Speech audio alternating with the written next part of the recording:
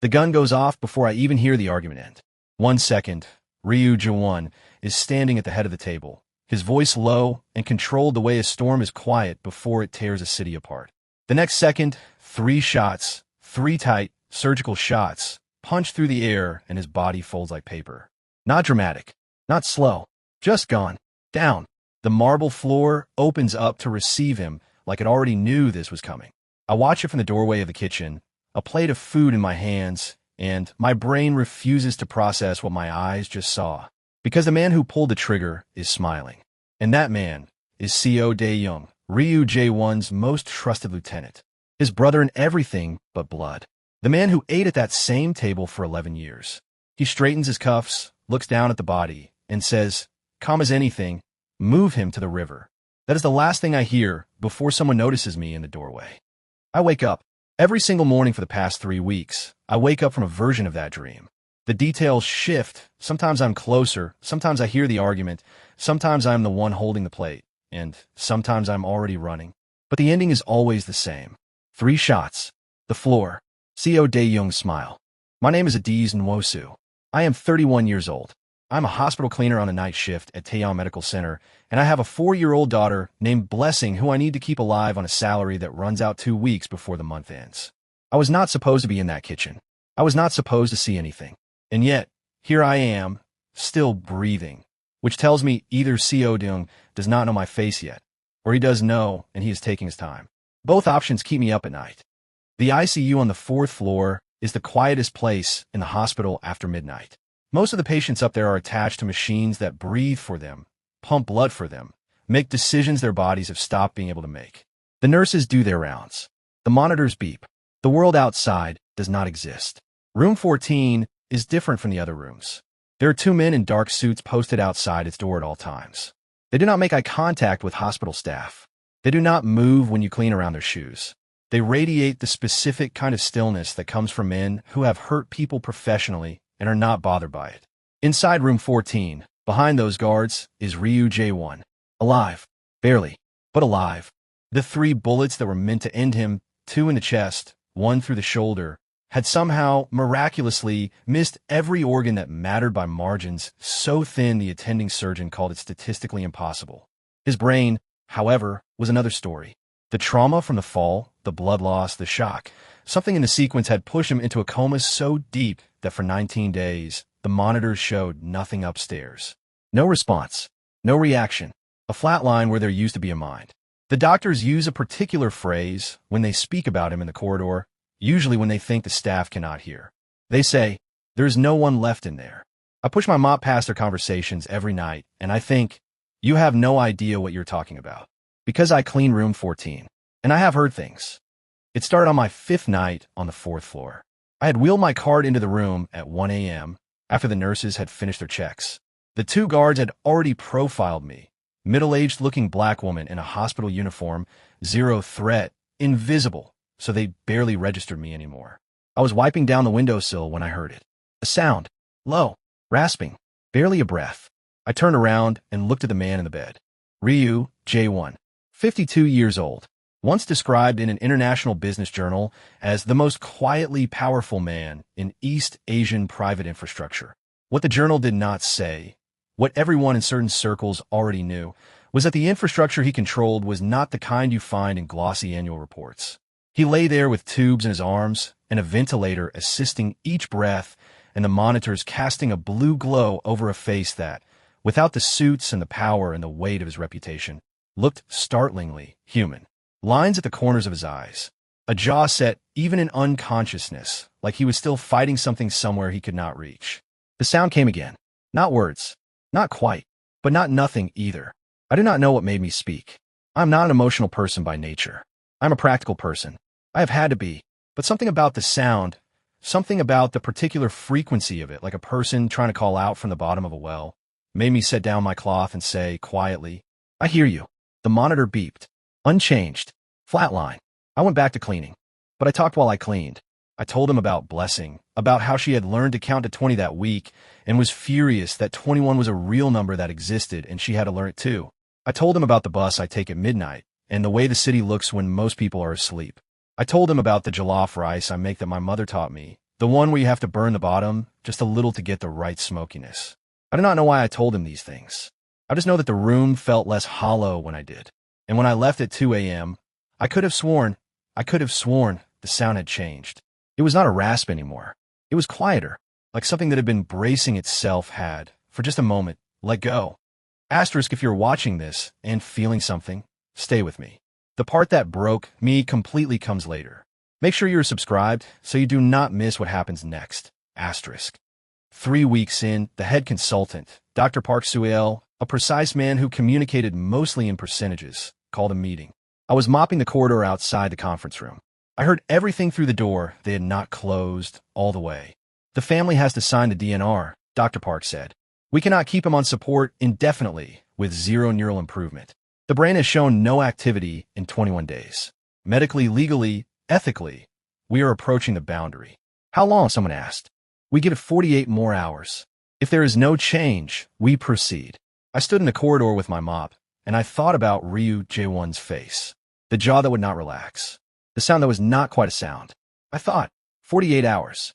I went home that morning, and I sat in my kitchen, and I stared at the wall for a long time. I do not believe I am a person who changes the course of other people's lives. I'm a person who cleans rooms and pays late rent and tries to make sure Blessing eats enough vegetables. I'm not a protagonist in anybody's story, but I kept thinking about the sound from the bottom of that well. And I kept thinking, what if he's still in there and nobody knows? Here is what I did not plan. Here is what I cannot explain even now. My daughter Blessing had been running a fever for 2 days. Not dangerous. The doctor said it was viral, it would pass, but high enough that I could not leave her with her usual minder, Mrs. Kim from downstairs, who was elderly and nervous about sick children. My backup arrangements had fallen through. It was my shift. I needed my shift. So I brought Blessing with me. I know how it sounds. I know. She was bundled in 3 layers with a fleece blanket, and I carried her in my arms, and I told the security guard at the desk, Emmanuel, who has a daughter of his own and is fundamentally a good human being, that I had a family emergency and my daughter would be asleep in the supply cupboard by the freight elevator and I would check on her between rounds. Emmanuel looked at me for a long time and then looked away. That is the kind of grace that only happens at 1 a.m. Blessing was quiet for an hour, fever drowsy, pressed against a folded towel in the cupboard, clutching the stuffed rabbit. She called Mr. Hops with both hands. Then at 2 a.m., she woke up, not crying. She rarely cried when she was sick. She just woke up and looked at me with those enormous eyes and said, in her particular 4-year-old voice that had no indoor setting, Manga, I'm hot. I want to sit somewhere. I held her against my shoulder and started walking her up and down the corridor, swaying slightly the way you do when you have been doing it for 4 years and it has become a kind of muscle memory. The guards outside room 14 watched me neutrally. I nodded at them. Standard. And then Blessing, from over my shoulder, looked at the window in the door of room 14 and said, Who's that sleeping man? Someone who needs rest, I said. Is he sick? Very sick. She was quiet for a moment. Then, can I hold his hand? Well, I'm sick, you hold my hand. I should have said no. I should have said no immediately and taken her back to the supply cupboard and given her the children's paracetamol and sat with her until she fell back asleep and done my job like a professional. But the 48 hours were ticking, and she had asked in that voice, the one that assumed, without any shadow of doubt, that kindness was always the right answer. I looked at the guards. They had seen Blessing. One of them, the younger one who I had privately categorized as the one with feelings, looked at her face and then looked away again. The other one shrugged, half a millimeter, which in guard body language is basically an enthusiastic yes. I carried Blessing into room 14. I do not know how to write what happened next in a way that does not sound invented. I settled in a chair beside the bed, Blessing on my lap, both of us facing this man with tubes in his arms and machines breathing for him. Blessing looked at him with the open, unafraid curiosity of a child who has not yet learned that some things are meant to be frightening. Then she looked at his hand, the one closest to us, large, still, the 4-line running into the back of it. She reached out and put her small hand on top of his, not holding, just resting there, her warm, fever-flushed palm on the back of his cold hand. I was watching her face when the monitor screamed. Not an alarm scream, not the flatline alarm, something else. I had been in enough hospital rooms to know the difference. This was not a machine saying the patient is crashing. This was a machine saying something just happened that I do not have a category for. I looked at the screen. The brain activity monitor, the one that had been flatlined for 21 days, spiked. Not a flicker, not a blip. Assistant, crimin, impossible spike.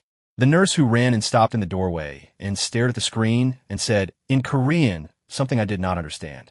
But I understood her face. I understood her face completely. She called Dr. Park on his pager. He arrived in 4 minutes. He stood at the monitor for a long time. He checked the connections. He looked at his patient. He looked at my daughter's small hand resting on the large still one. He checked the monitor again. Then he said, very quietly, "This is not supposed to be possible." The heart rate monitor, which had been mechanical, steady, the rhythm of the machine was changing, slowing slightly, finding a different rhythm, the same rhythm as Blessing's. I did not have the medical vocabulary for what I was seeing. Dr. Park later told me the term is cardiac entrainment, the documented phenomenon where two hearts in proximity begin to synchronize. It happens between mothers and infants. It happens in certain cases of deep emotional connection. It is real, it is measurable, and it is not yet fully understood. What I know is this. My daughter's fever-warm hand rested on that cold, still hand for 11 minutes. And at the end of those 11 minutes, Ryu Jaewon opened his eyes. Asterisk I know. I know. Do not go anywhere. Click subscribe right now if you have not already, because what he says when he wakes up, I'm still not over it. Asterisk. He did not wake up gently. He woke up the way someone wakes up from a nightmare. Gasping, lurching, one hand gripping the bed rail with a force that made the entire bed shake. The monitors went chaotic. The nurse reached for the call button. The guards outside heard the commotion and were already pushing through the door. Blessing did not cry. She looked at him. This man twice her height, even lying down. This man with the tattoo that ran from his left wrist to his collarbone. This man whose name made other dangerous men lower their voices. And she said, "You were sleeping for a really long time." He stared at her. His eyes, still unfocused, still parsing where he was and what year it was and whether he was dead, found her face. And something happened to his expression.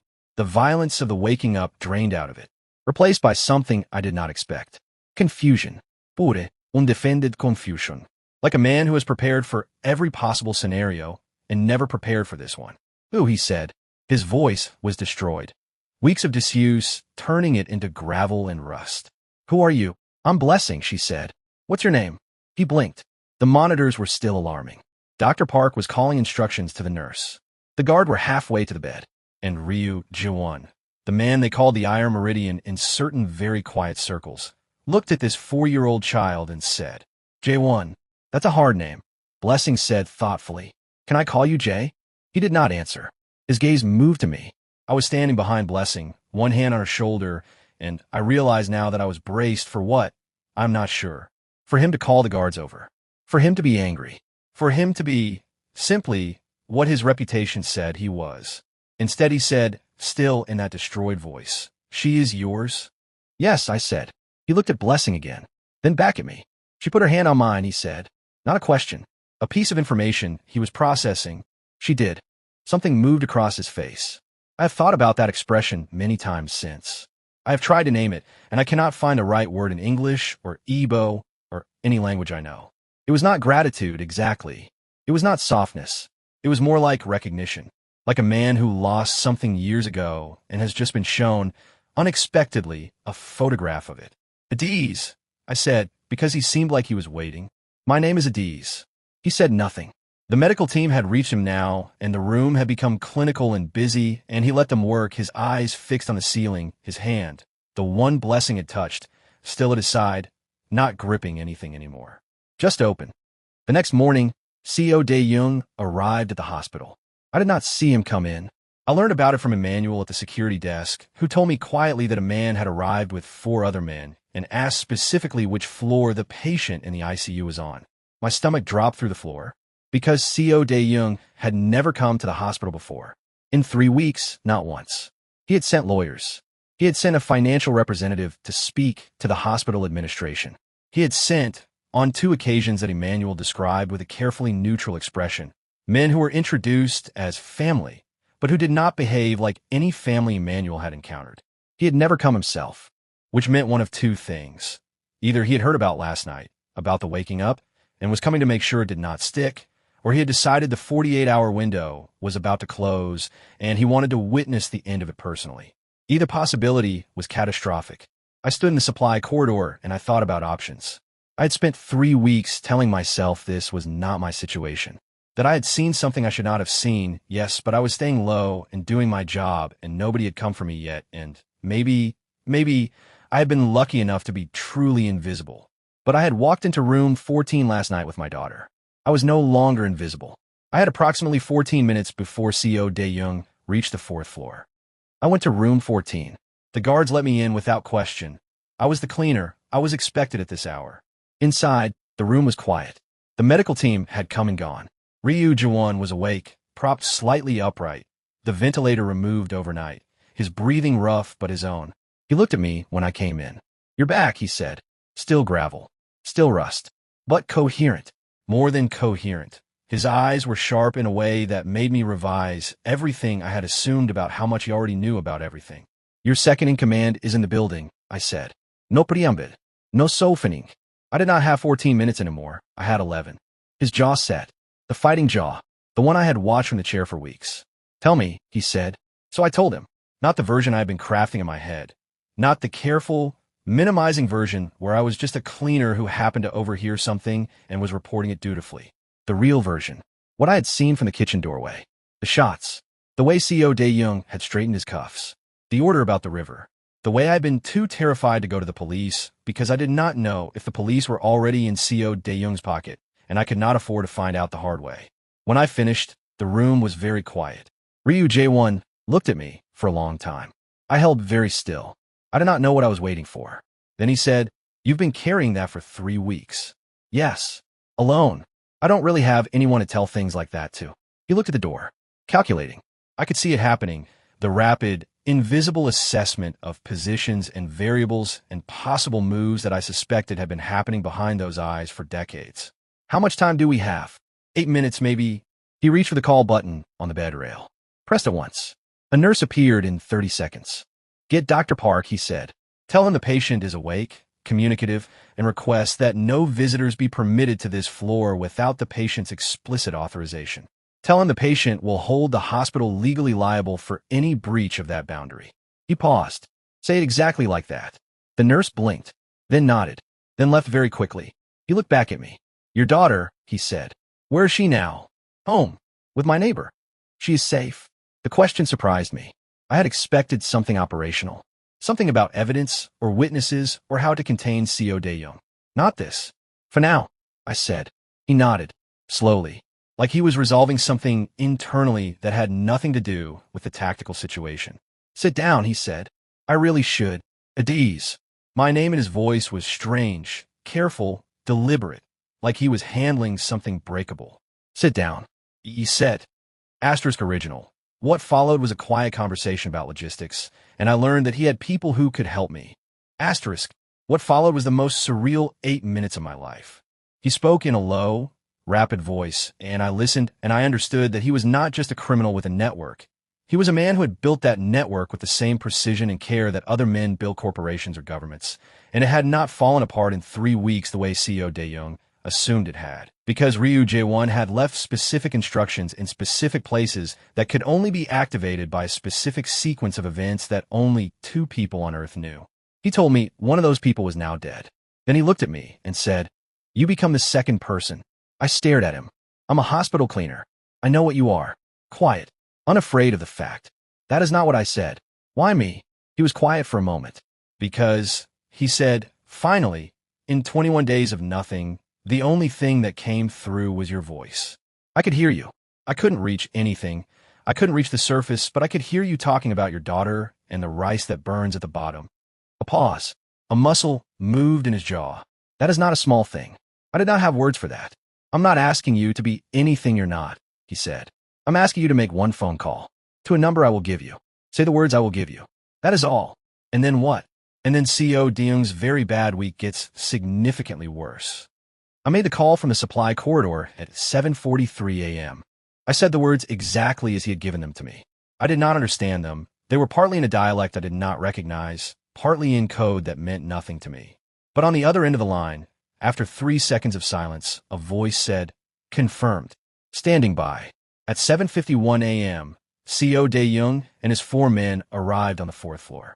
At 7:52 a.m., 12 men appeared from the stairwells on both ends of the corridor. Not guards, not hospital security.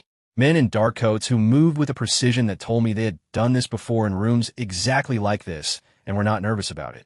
I watched from the supply corridor door. Co Dae-young stopped walking. He looked at the men. He looked at the door of room 14. He looked back at the men. He was, I realized, doing the same calculation I had watched Ryu Jae-won do, the rapid assessment of positions and variables. But he was reaching the wrong answer, because he had built his assessment on the assumption that Ryu Jae-won was dead, and dead men do not make phone calls. One of the 12 men stepped forward and said, very pleasantly, "Mr. CO. The chairman would like a word." Co Dae-young's face went through 5 different expressions in 4 seconds. I watched all of them. The last one was something I had not seen on his face before, in the kitchen or anywhere. Fear. Asterisk if you need to pause and breathe, I understand. I needed to breathe too. Subscribe and hit the bell so you do not miss the ending. It will ruin you in the best possible way. Asterisk. What happened to Co Dae-young is not something I will describe in detail. What I will say is that justice, when it comes from inside a system rather than outside it, is extraordinarily thorough. Ryu Jae-won had not spent 30 years building a network without understanding every pressure point within it. He knew which investigators owed debts. He knew which prosecutors were honest and which were afraid. He knew where the evidence was and who could bring it forward and in what order. Co Dae-young was arrested 11 days after he arrived on the 4th floor. The charges were extensive. The case, according to people who understood these things, was airtight. I know this because Ryu Jae-won told me. I went to room 14 every night of those 11 days. Not just to clean. I am past pretending it was just to clean. We talked, not always about important things. Sometimes I told him about Blessing's Day, how she had decided that Mr. Hops the rabbit needed a friend and had constructed a friend out of a sock and some rubber bands and named her Mrs. Carrots. Sometimes he asked me about my life before the hospital, before the single motherhood, before the debt that had been accumulating since Blessing's father left with a suitcase and a set of excuses I had not asked for.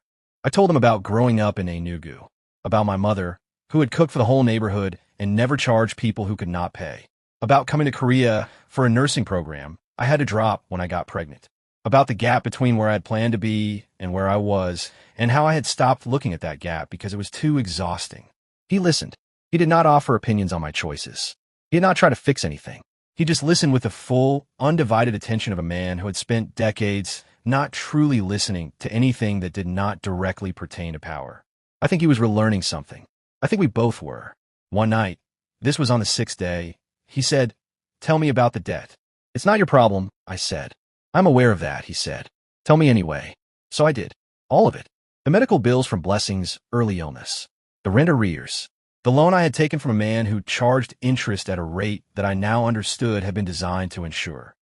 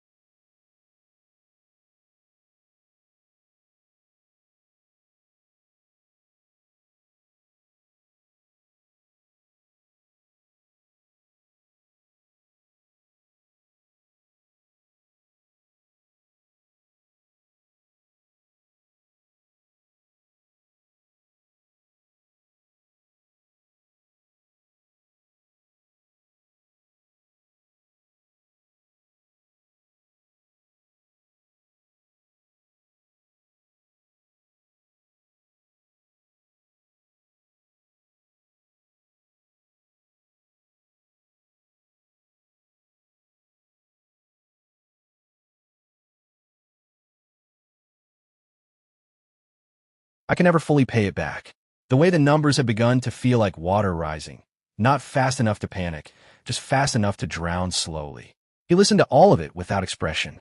When I finished, he said, "It will be cleared." I felt something dangerous rise up in me. Pride, maybe, or the specific exhaustion of someone who has been offered help by people with ulterior motives too many times to receive it without suspicion. "I am not for sale," I said, flatly. He looked at me. Something shifted in his expression, not offense. More like recognition. Like I had confirmed something he was hoping was true. "I know that," he said. "If you were, I would not offer. I would have nothing to gain from buying something I already have no claim to." I stared at him. He held my gaze without flinching. "My daughter held your hand," I said, finally. "That's it. That's all that happened." "That is not nothing," he said, for the second time. "That is, in fact, the only reason I am still sitting here having this conversation instead of being assigned a very small room in the ground." I did not say anything. He did not say anything. The monitor beeped. Steady. Regular. Both hearts, doing what hearts are supposed to do. Now here is the thing I did not see coming. Here is the plot twist that, if I'm honest, I should have seen from a long way off, but somehow did not. On the 8th day, a woman arrived at the hospital. Tall, 50s, dressed in the specific way of a person who has been expensive for so long it has stopped being noticeable. She walked to the reception desk and asked, in perfect Korean with a slight regional accent, to see her husband. Her husband, Ryu, Jae-won's wife. I learned about this from Emmanuel, who mentioned it with the exact tone of someone who is sharing information and also definitely not being nosy. I had been on my way up to the 4th floor with my cart. I stopped walking. I had not known there was a wife. I did not know why I had not thought to ask. I stood by the freight elevator for a moment, and I had a conversation with myself that was extremely uncomfortable. I listed the facts, clinically, the way you list the symptoms of something you do not want to have a name for. I had been spending every night in a room with a man I barely knew, telling him things I do not tell anyone, and at some point in the last 6 days the room had stopped feeling like a patient's room and started feeling like something else. That is not acceptable, I told myself. You are 31 years old and practical, and you have a daughter and a bus to catch at 6 a.m. I went upstairs. I did my route. I did not go to room 14. At 1:30 a.m., my cart was outside room 11 when I heard footsteps behind me. I turned. It was him, standing in the corridor in a hospital gown, barefoot, with an 4-pole that he was using more as a cane than a drip stand, looking at me with an expression I cannot entirely describe, but which contained, among other things, the specific look of a man who has made many strategic calculations and appears to have arrived at one he was not expecting. "You did not come tonight," he said. "I had other rooms to clean," I said. "At ease. Your wife is here," I said. Not unkindly, just factually, practically. "You should rest. You should see her. You are recovering from a coma and 3 bullet wounds, and you should not be standing barefoot in a hospital corridor at 1 a.m. He was quiet for a moment. Then he said, "Shin Yuli and I have been separated for 7 years. We have remained legally married because neither of us found the moment to address it. She came today because she is fundamentally a decent person who did not want me to die with that unresolved." A pause. "She left 2 hours ago. We had a conversation that was long overdue. I thought you should know that." I looked at him for a long time. "Why?" I said. "Because," he said, with the same patience he seemed to have infinite reserves of, "I would like for you to know the truth about who I am. All of it. Not the version the papers have. Not the version my enemies use. The actual truth." Another pause. Softer. "I have not offered that to many people. I find I want to offer it to you." The corridor was very quiet. The monitor in room 11 beeped steadily through the wall. "You should sit down," I said finally. "You're going to pull that 4 out." He almost smiled. "Not quite." "I will sit down," he said, "if you will come back to the room." I looked at him. I thought about practicality. I thought about Blessing and the bus and the debt that had just been cleared by a conversation I was still not sure how to feel about. I thought about the sound from the bottom of the well, the one that had made me stop cleaning and say, "I hear you." "For 20 minutes, I said. 20 minutes, he agreed. We went back to room 14. I sat in the chair. He got back into the bed, carefully, with the dignity of a man who was not going to ask for help and was also extremely aware that he needed it. I did not help him. We both pretended this was not happening. Then I told him about the time Blessing decided to cut her own hair. And he listened, and somewhere in the middle of it he laughed. A real laugh, rough and surprised and unpracticed, like something that had been in storage for a very long time. And I thought, there it is. there is the thing that was underneath all of it. Asterisk original. He was released from hospital 2 weeks later, and our contact became less frequent as he returned to his life. Asterisk. He was released from hospital 19 days after waking up. The morning he left, I was not supposed to be there. My shift ended at 6 a.m., and he was being discharged at 9. But Blessing had a late start at kindergarten, and I had brought her because she had been asking about Jay since the night she held his hand, and I had run out of ways to explain why we could not visit. She saw him in the discharge lobby, suited now, looking almost nothing like the man with the tubes and the gravel voice, except for the jaw and the eyes. "Jay," she said, in a voice that had no indoor setting. He looked over, and there was again that expression I could not name, the one that contained recognition and something that looked very much like relief. He crouched down, which I could see cost him something physically, and looked at her at eye level. "Miss Blessing," he said. "Are you better now?" she asked. "I am," he said. "Because of you." She considered this solemnly. "Mrs. Carrots says you're welcome," she said. Mrs. Carrots was the sock rabbit. Blessing operated a complex diplomatic network on her behalf. He looked up at me over Blessing's head. I looked back. There are conversations that happen without words. This was one of them. 3 days later, he called me. Not his assistant, not a lawyer. Him. He said, "I would like to see you. Not in the hospital. Somewhere you choose, on a day that works for you, at a time that works for you, with or without Blessing, depending on what you are comfortable with." I said, "You are asking me." "I'm asking you," he said. "I will always ask." I thought about what it means to always be asked instead of managed, steered, assumed about. I thought about how rare that was. I thought about the gap between where I had planned to be and where I was, and how the gap looked from this angle slightly different than it had. Saturday, I said, "There's a market near my apartment. Blessing loves it. She's going to talk your ear off about Mrs. Carrots." A pause. "I would like that very much," he said. 6 months later, Ryu J1 no longer runs the Meridian Network. He dissolved it, not dramatically, not in a way that made the news, but systematically, over 4 months, transferring assets and dissolving structures, and making the specific phone calls that you make when you're choosing to stop being a certain kind of man. The people who depended on him for legitimate work were absorbed into legitimate structures. The people who depended on him for other things were told, firmly, that the firm was closed. There were problems. There were people who did not take the dissolution graciously. There were 3 weeks in month 2 where I did not sleep well, and Blessing stayed with my sister, and I received, without asking for them, a security detail that appeared outside my building in an unmarked car and disappeared without a word when the situation resolved. He told me about that after the fact. We had a significant argument. "You should have told me," I said. "You had enough to manage," he said. "J1, I am not a problem to be managed around." He looked at me for a long moment. "You're right," he said. "I'm still learning that. This is the thing about him that I find I can hold. He knows when he is wrong. He does not enjoy it. He does not perform contrition, but he holds the correction and he changes. Slowly, genuinely. He is building something new, a foundation, social clinics in 3 underserved districts, a legal aid fund, a program that provides safe emergency housing for women in debt traps. He chose to focus himself. He did not tell me why until I asked directly for months in. Because, he said, someone should have caught you before you got to where you were. I did not have words for that either. He has a lot of effect on my vocabulary. Blessing does not think his tattoos are scary. She has, in fact, spent a significant amount of time examining them with the focused intensity she usually reserves for insects and interesting rocks. She has questions about each of them. What is this one? Why does it go there? Did it hurt? He answers all of them, patiently, completely, in the tone of a man who did not know, before this, that patience was something he had access to. She calls him Jay. She has extended Mrs. Carrot's diplomatic recognition to include him in the alliance.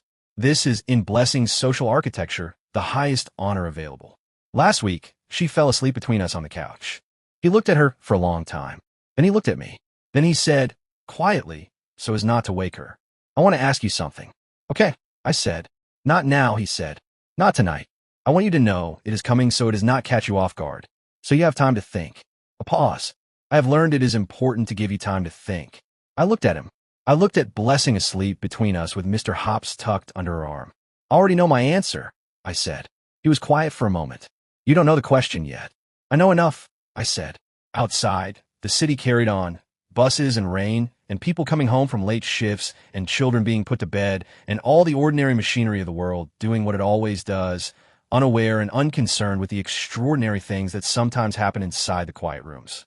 His hand found mine in the space above Blessing's sleeping head. Not dramatic, not performed, just there. If this story moved you, if it reminded you that the smallest acts of humanity can change the entire direction of a life, share it with someone who needs to hear it today. Subscribe for more original stories like this one. Leave a comment and tell me, what part hit you hardest? I'll make these for you, and I will keep making them as long as you are here.